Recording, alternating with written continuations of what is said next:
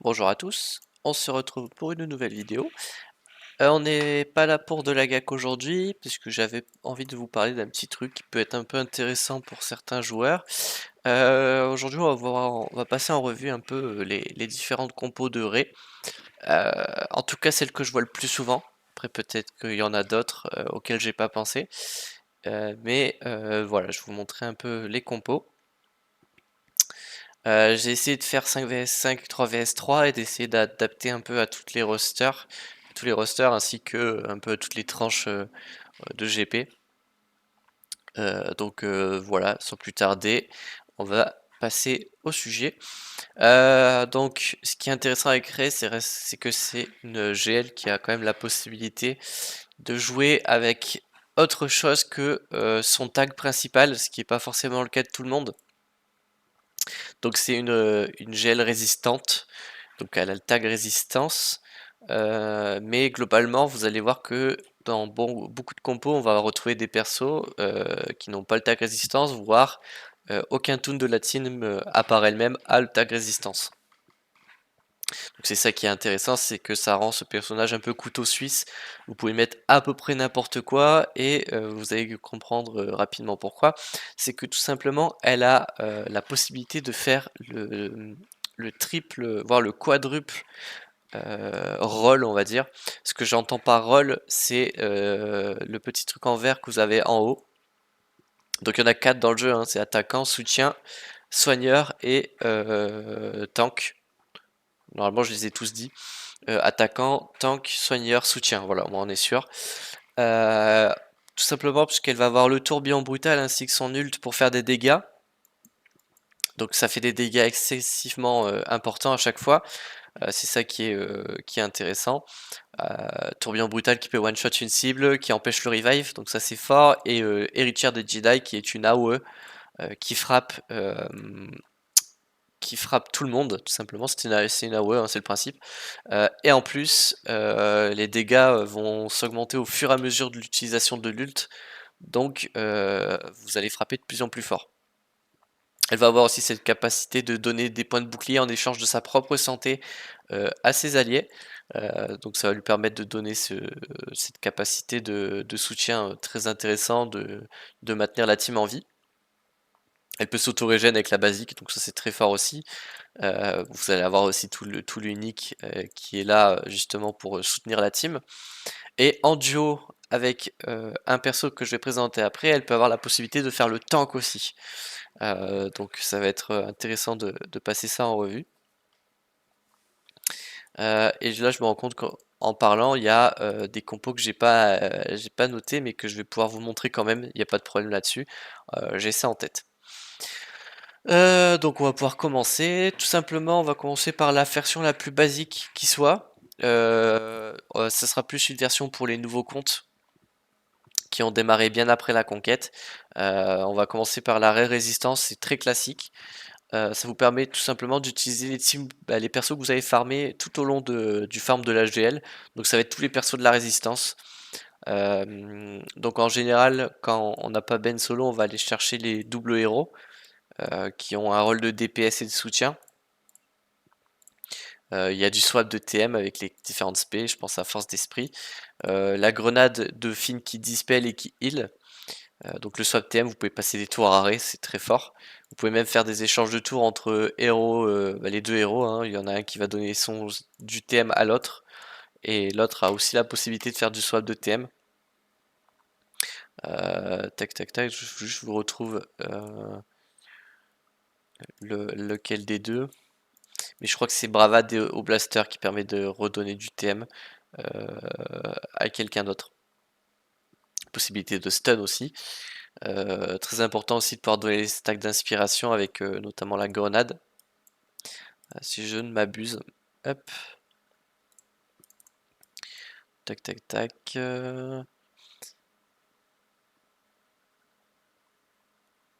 Ouais. Donc il faut bien jouer avec l'inspiration. Alors je sais plus ce qui déclenche l'inspiration. Faudrait que je retrouve ça.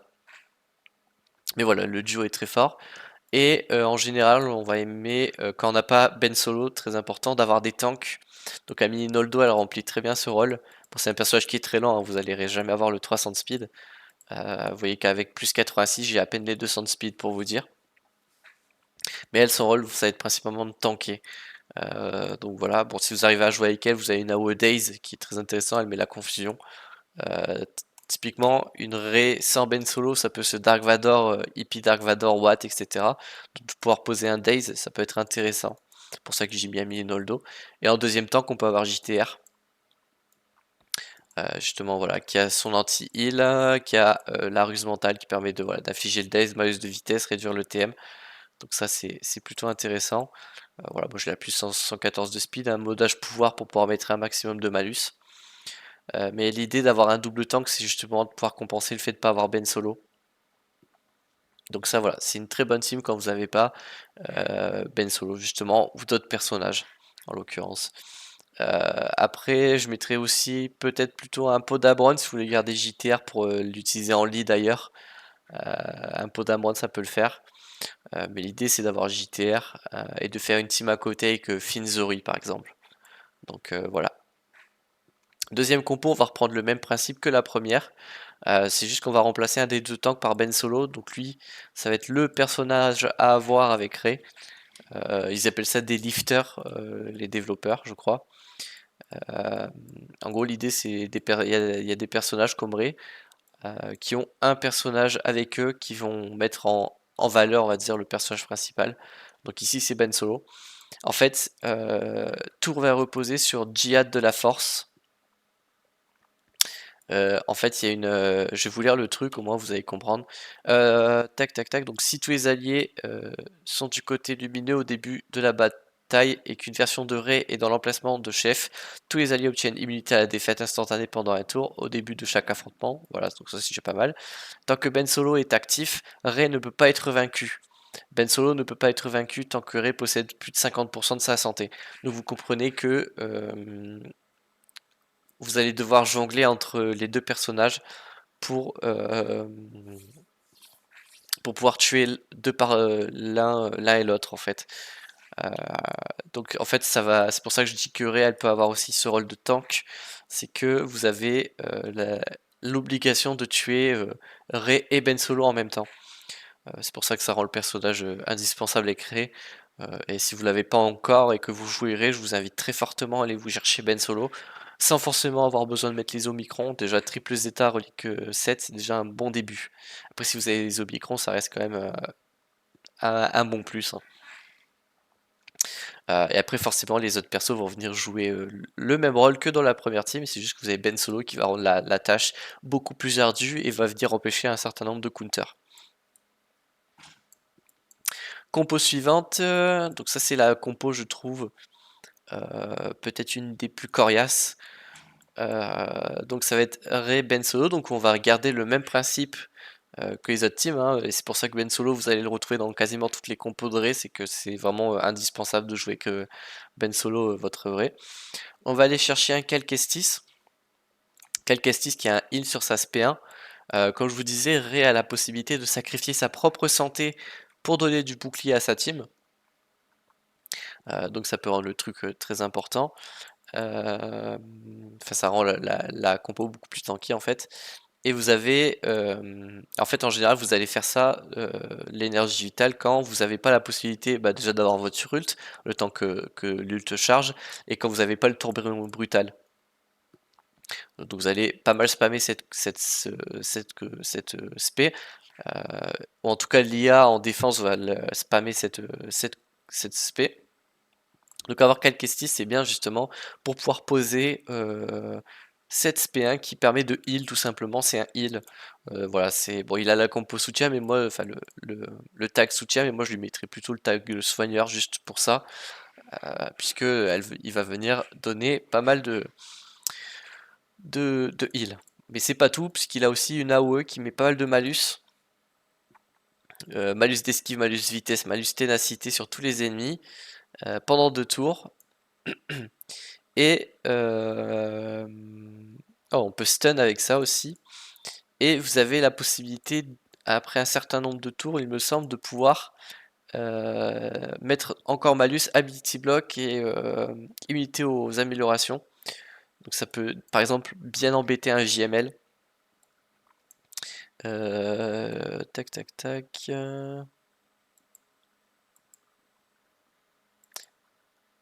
Voilà, donc si vous avez un certain nombre de cumuls de persistance, voilà, donc au moins 30, voilà, c'est ça, vous infligez entrave des capacités et immunité aux améliorations à tous les adversaires pendant 2 tours, ce qui, pour une JML, peut être extrêmement pénible.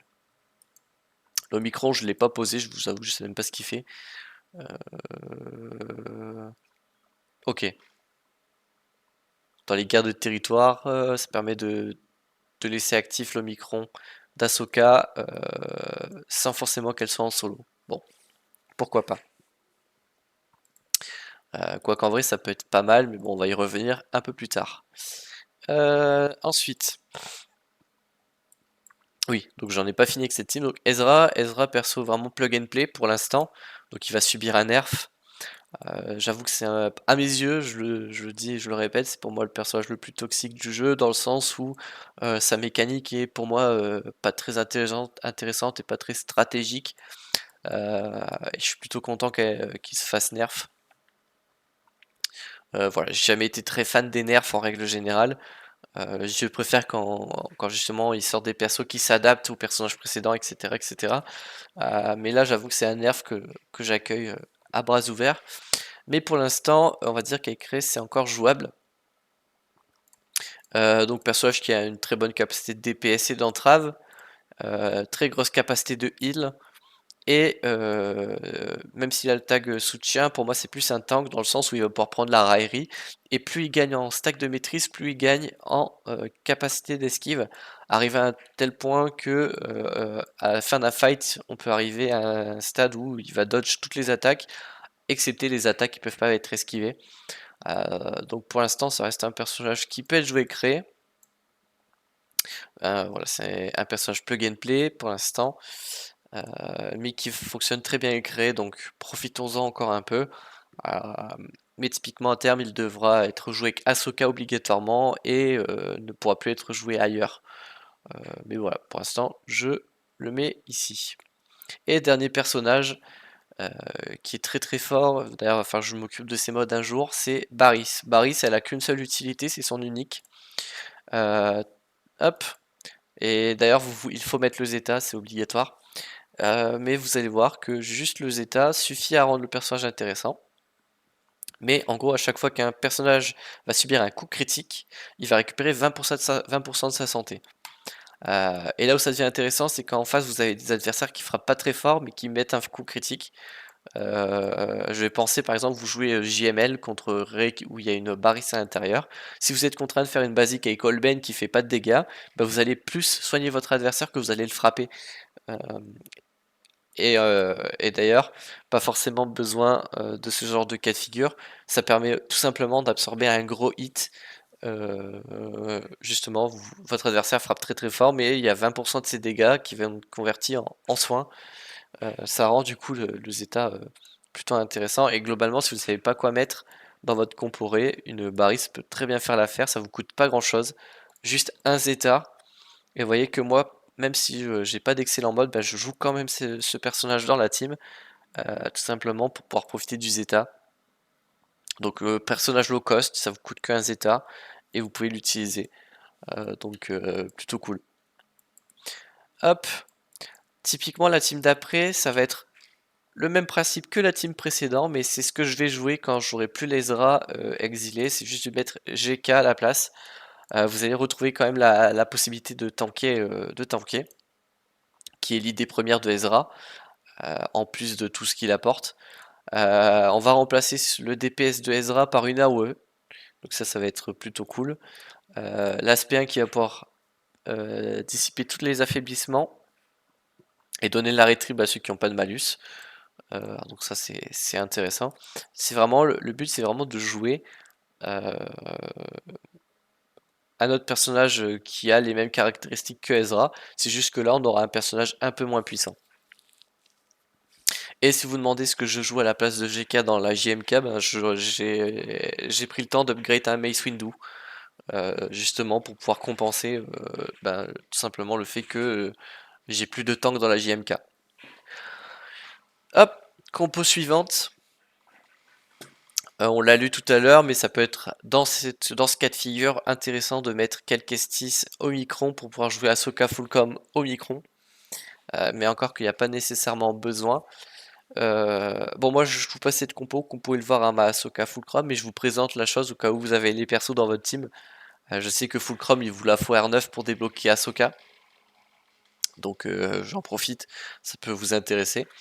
Donc cette compo, on va partir du principe que vous utilisez Barris typiquement, allez, admettons avec l'inconnu, que vous gardez votre GK pour votre JMK parce que vous avez décidé de laisser votre Mace Windu Relique 3 parce que voilà, vous l'avez juste débloqué pour JMK. Là, on va aller chercher du coup euh, des personnages un peu plug and play pareil, mais avec une utilité cette fois-ci, une utilité pardon cette fois-ci beaucoup plus précise. Typiquement Dash Rendar, pourquoi je le mettrais ici? On va partir du principe que, alors c'est vraiment très situationnel, mais je vous présente quand même le truc, ça peut toujours être intéressant. Dash Rendar, pourquoi je le mettrais dans une comporée? C'est si je suis persuadé que mon adversaire va utiliser une JML. Je suis déjà tombé sur ce genre de combo, c'est pour ça que je trouve ça intéressant, mais son AOE, mais AOE Days, typiquement ça vous permettrait d'éviter toute forme d'assist en face. D'autant plus voilà, que moi je l'ai bien modé 334 de speed, donc on peut imaginer que ça peut être viable. Mais pas forcément qu'une JML, une IP Star Killer, ça peut être contré justement grâce à ça. Si vous arrivez à caler ça sur le Star Killer, le Palpatine et la Marajade, vous empêchez toute forme de TM. Donc un Dash Rendar, ça peut être assez plug and play. Je pense qu'on peut s'en servir globalement, peut-être pas en Kyber 2, 3, etc. Mais peut-être dans des compos, dans des ligues un peu plus intermédiaires. Je pense à l'Eurojum, etc., etc. Mais en gros, l'idée, plus que de contrer, c'est aussi d'être capable de recycler vos personnages. Typiquement, des persos dont on ne se sert plus à dépasser un certain stade, puisque plus méta ou ce genre de choses. Et c'est vrai que d'imaginer des compos comme ça, à droite à gauche, un peu viables, sans pour autant être absurde, hein, puisque Dash Rendar, ça reste un bon perso. Vous avez un stun, une AOE Days. Vous pouvez, voilà, vous avez des petits bonus à droite à gauche. Donc on peut en profiter. Donc Dash Rendar, voilà, je le mets ici pour cette raison. Kelkessi, je l'ai déjà expliqué. En plus, il a l'air d'avoir un bon combat avec Ahsoka. Et Ahsoka, vous voyez que le perso il trash, hein. Elle a 3 pauvres mods, elle a rien d'upgrade. Mais ça reste un perso qui est très puissant. Déjà, quand vous l'avez Relique 9, bah, ça reste un perso Relique 9. Et en fait, ce personnage, qu'est-ce qu'il fait? Il va pouvoir se donner énormément de boost. Et ces boosts, il va les convertir en dégâts. Donc j'ai juste upgrade le toon pour vous montrer le full truc. Voilà, consomme toutes les améliorations non uniques en cours sur Ahsoka et inflige des dégâts physiques à une cible ennemie. Cette attaque inflige un coup supplémentaire pour chaque type d'amélioration consommée. La cible ne peut pas esquiver cette attaque et son armure diminue de 50%. Je vous invite à aller regarder quelques vidéos sur YouTube où vous pouvez voir Rey Ahsoka en action. Mais voilà, ça reste. Si vous avez débloqué Ahsoka et que vous avez Rey, ça reste un bon recyclage. Et c'est ça qui est cool avec Rey, c'est comme je vous le disais, hein, vous pouvez recycler des toons. Je vais pouvoir prendre, je vais continuer un peu dans cette optique, mais il y a d'autres personnages qui peuvent être recyclés. Si vous avez débloqué le Léviathan, vous avez forcément votre 50 RT dans, la, dans le roster, tout simplement. Qu'est-ce qu'il va faire votre 50 RT? Dissipe tous les affaiblissements affectant l'allié le plus faible et lui confère l'avantage, un bonus de voce de santé, un bonus de speed. Donc ça, ça peut être utile. Vous avez traitement VIP qui va donner le rôle de VIP enfin, vous allez conférer le bonus VIP. Qu'est-ce que fait VIP? Lorsqu'il subit des dégâts, donc le personnage qui a VIP obtient des bonus de personnages qui utilisent VIP. Et donc vous avez, lorsque le VIP subit des dégâts, il obtient le camouflage pendant 2 tours. Donc ça vous peut permettre d'éviter le focus sur un personnage bien précis. Récupère 5% de santé et de prot. Lorsque 50 RT subit des dégâts, les alliés VIP récupèrent de la santé et de la prot à hauteur de 5% de santé max et de prot de 50 RT. il inflige un bonus d'attaque pendant 2 tours et 50 RT obtient un bonus de défense de 50%, un bonus de défense et 50% de hausse de protection jusqu'à 250%. Si tous les alliés sont des druides au début de la bataille, 50 RT et le VIP sont utilisés contre la jauge, la réduction de jauge de tour. Donc voilà, ça reste un perso. Bon, il faut l'upgrade, clairement, puisque 50 RT, vous en avez, enfin vous allez l'upgrade Relic 5 pour le Léviathan. Mais typiquement, si vous voulez aller chercher plus haut pour pouvoir utiliser des Datacrons, même lui faire des mods, ça reste un investissement, mais ça peut être un personnage qui peut être utilisé et recyclé dans la compo. Donc voilà, typiquement, ça reste un perso comme ça, un peu plug and play. On peut en mettre d'autres, hein. Qu'est-ce qu'on peut aller rajouter? Un BAM, ça peut être pas mal. Tac. Puisqu'il a les oiseaux siffleurs, toujours pareil, merveille de la force. Tac. Mais par contre, oui, ça demande de jouer les Vauriens avec un peu plus. Typiquement avec un Dash Rendar, comme je vous disais, ça peut le faire. Donc ça reste cool, mais voilà, l'idée c'est qu'on peut recycler des personnages à créer. Tout à l'heure, je pensais à un truc, j'avoue que j'ai pas spécialement pensé, mais ce que vous pouvez faire aussi, tout simplement, c'est de mettre un R2D2. Alors pourquoi j'y ai pas pensé avant? C'est parce que moi, R2, je l'utilisais avec Leia, mais si vous n'avez pas Leia, ça peut être une très bonne utilisation de votre R2D2 pour deux raisons. Comme vous l'avez vu un peu plus tôt, c'est... qu'est-ce que j'allais dire? J'ai complètement zappé. Bon bref. En tout cas, l'idée, c'est que R2 a deux utilisations dans cette compo. Alors oui, moi, ce que je voulais dire, c'est ça. C'est que le R2, je m'en sers avec Leia. Donc typiquement, quand vous utilisez avec Leia, en fait, c'est primordial d'utiliser R2 avec Leia. Donc je le mets pas avec Rey, mais pour ceux qui n'ont pas Leia, ça peut être intéressant. C'est ce que j'ai essayé de dire. Bon bref. Donc deux utilisations principales de R2, voire même trois. La première, c'est l'écran de fumée. Comme vu un peu plus tôt, vous pouvez pas tuer Rey et Ben indépendamment l'un de l'autre. Faut focus les deux en même temps et équilibrer un peu leur santé. Et l'écran de fumée, justement, va venir contrer cette idée. Si vous mettez l'écran de fumée, il n'y a plus qu'un personnage qui va être potentiellement ciblé. Bah, c'est la personne que vous n'avez pas camouflé avec l'écran de fumée. Et en général, ce qu'on va essayer de faire, c'est d'utiliser cet écran de fumée pour laisser tous les personnages, tout le monde invisible, excepté un personnage, et ça va être souvent Ben Solo, ou Rey, peu importe. Mais l'idée, c'est que justement, avec l'écran de fumée, votre adversaire ne puisse plus focus qu'un seul personnage. Donc voilà, ça c'est sa première utilisation dans la compo. Deuxième utilisation très importante, c'est sa basique. Sa basique, c'est un stun. Donc si vous arrivez à stun votre adversaire, ça vous permet de contrôler la team adverse. Et troisième et dernier point important, c'est son partage de statistiques. Au début de la bataille, et lorsque R2 est réanimé, les autres alliés druides, république, rebelles et résistance gagnent 10% de la prot maximale de l'attaque, de la santé max et du pouvoir de R2D2 jusqu'à ce que ce dernier soit vaincu.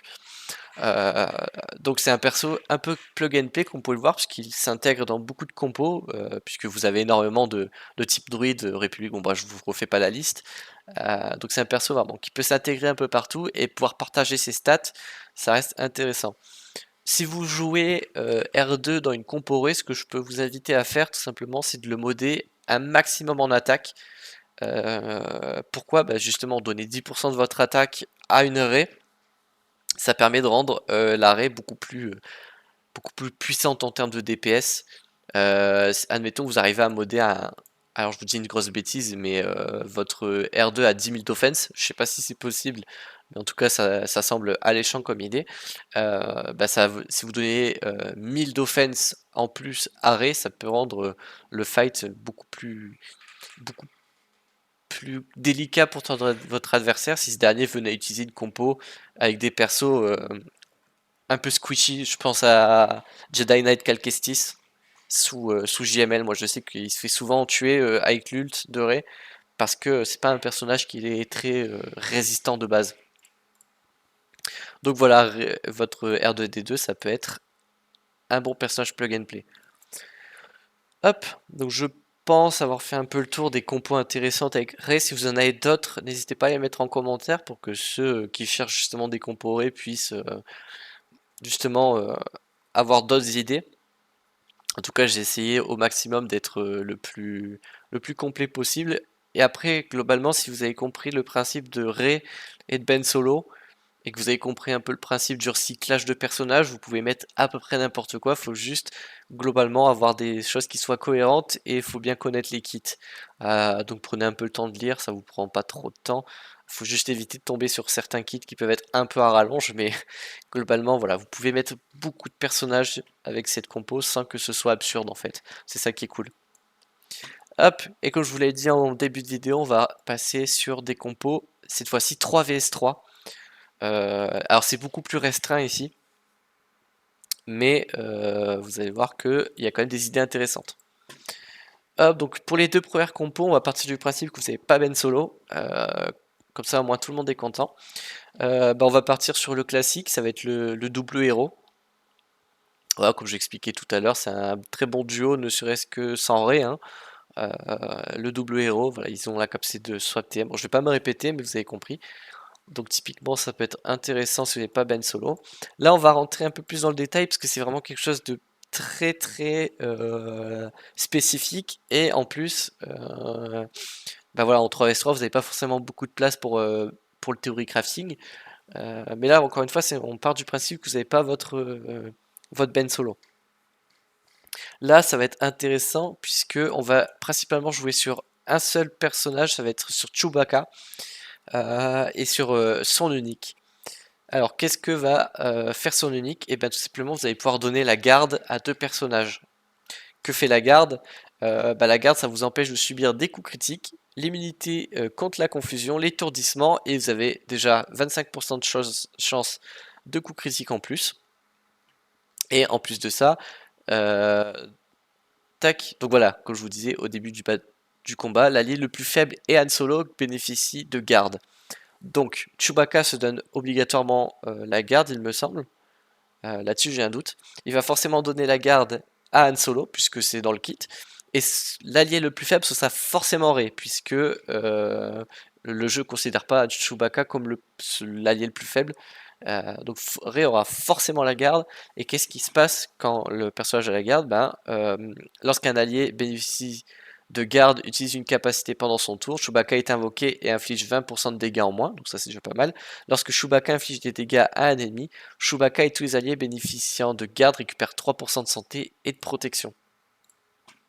Donc si vous arrivez à spam les assists, récupérer 3% de santé et de protection, voilà, ça donne pas mal de régène et ça rend votre Rey beaucoup plus tanky. Hop, en plus typiquement avec l'énergie vitale, ça peut rendre le truc assez intéressant. Hop, donc encore une fois, ces deux compos, c'est vraiment si vous avez pas Ben Solo. Et encore une fois, c'est très plug and play, vous pouvez utiliser d'autres compos, hein. Rey R2 avec un tank, comme JTR, Mamini Noldo. Rey R2 50 RT, Rey Barris R2, bon bref, il y a pas mal de possibilités, comme je vais pouvoir vous le montrer. Mais globalement, le 3 vs 3, c'est le même principe que le 5 vs 5, mais on va aller justement chercher l'idée, comment dire, d'avoir des persos, la team la plus compacte possible avec le plus d'uniques intéressantes. Et vous remarquez que là, j'ai juste coupé mes teams 5 vs 5, mais en 3 vs 3. Donc vous allez toujours retrouver votre Ben Solo. C'est vraiment les deux, c'est indissociable. Et derrière, on va aller chercher en fonction de votre roster, qu'est-ce que vous allez pouvoir mettre. Typiquement JMK en 3 vs 3, on va avoir un autre tank, on a plus de possibilités, donc mettre un GK ça me semble plus évident et plus facile. La Baris pour les sujets que j'ai évoqués tout à l'heure avec son Zeta. R2 pour l'écran de fumée, hein, ça reste un indémodable. Le Kelkestis pour son healing, etc. Donc là ça va être arrêt de protéger un maximum Kelkestis puisque ça va être lui le focus. Mais ouais, là-dessus, en 3s3, vous avez moins de choix, mais en même temps, vous pouvez faire des trucs un peu plus intéressants. Donc, à vous de voir. Mais voilà, j'ai pas envie non plus de tergiverser plusieurs heures. L'idée, c'est que Rey, c'est un personnage qui est écologiste, hein, très clairement. Elle permet de recycler beaucoup de toons. Il n'y a pas une compo plus forte qu'une autre. L'idée, c'est que vous pouvez mettre à peu près ce que vous voulez et ça reste viable dans tous les cas. L'idée principale, c'est à vous, avec votre roster, de trouver le meilleur équilibre sans forcément trop blinder. J'avoue que cette compo là que je suis en train de désigner avec le curseur de ma souris, c'est peut-être une compo un peu plus au-dessus, mais elle coûte très cher. Ne serait-ce que parce qu'il y a Ezra à l'intérieur. Une compo un peu plus intermédiaire, ça serait plutôt celle-là, et c'est peut-être celle que je vous recommanderais euh, le plus, ouais, clairement. Après, voilà. Enfin, voilà, je pense qu'on n'est pas trop mal. N'hésitez pas dans les commentaires à mettre d'autres compos si vous en avez, si vous en utilisez d'autres, à mettre des petits tips, vraiment qu'on fasse une vidéo un peu propre sur le sujet. Enfin voilà, j'espère que cette vidéo vous aura plu. On se retrouve très bientôt pour de prochaines vidéos. D'ici là, portez-vous bien.